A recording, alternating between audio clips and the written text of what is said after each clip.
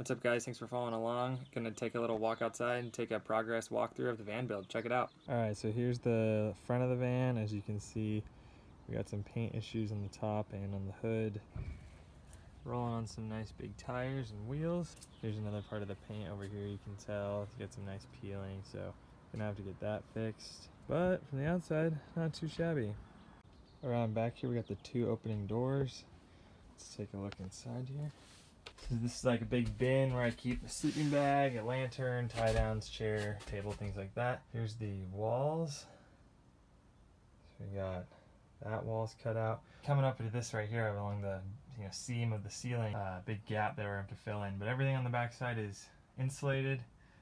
Ceiling as well. See, we added these puck lights that are really cool. They're LED, they just turn on.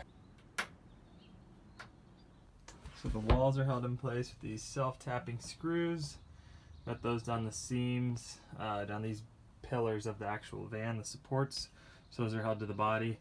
And then I have these really cool rib nuts that I put here, and that's where my L track is gonna go along the side of the wall. And then same thing on the driver's side. We got these two spots where the L track will be, and then the self-tapping screws that hold those on as well. The passenger side wall. Same thing up there, gonna have to patch that seam. We'll take a look up front here. Opening up the slider door.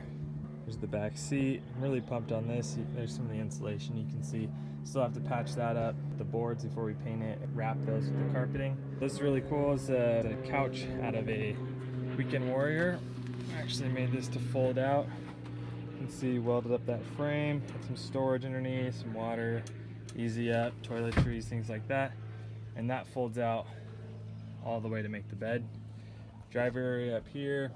I'm gonna put some spinning seats there, and then have some holes already pre-drilled for some of those same puck lights that we're gonna put back here. If you made it to the end of the video, thanks for watching. Hopefully we see you on an adventure pretty soon.